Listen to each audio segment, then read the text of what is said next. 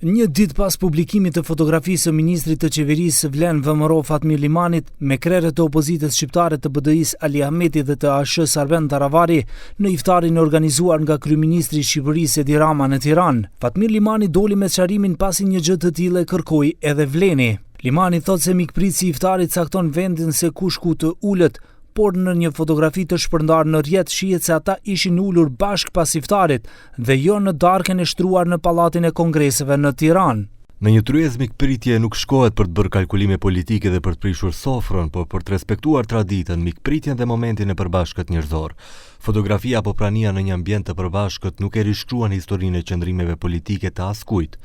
Ndërkohë që disa përpiqen të krijojnë dilema artificiale nga një fotografi iftari, unë jam përballë një realiteti tjetër, një përpjekje të hapur dhe përjashtuese ndaj meje, pikërisht nga ata me të cilët ndërtuam bashkë një projekt politik.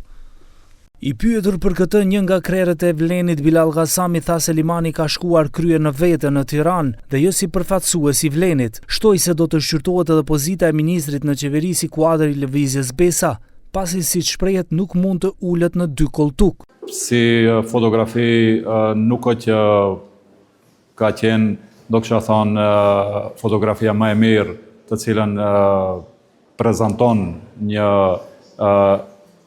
ministër që edhe më tutje mbetet ministër në qeverin ku i propozuar nga Vleni apo në qeverin ku është edhe Vlen, sigurisht që mbetet që vetë zoti Limani këto ditë të sqaroj qëllimin dhe atë se pse është ulur në një tavolinë me Ali Ahmetin, të cilin ai vetë ka deklaruar se me asnjë far kushti nuk do të ishte ulur bashkë me ata të cilët i ka akuzuar si vrasës të babait të tij.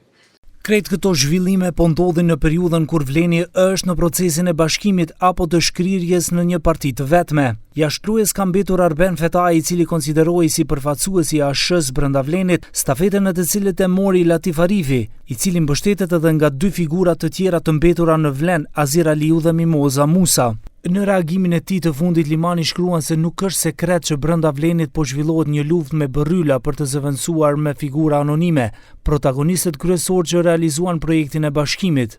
Në rrethana të tilla askush nuk mund të presë që të qëndrojë duar kryq, sepse siç shkruan Limani, unë jam njeri i tavolinave dhe jo i bodrumeve.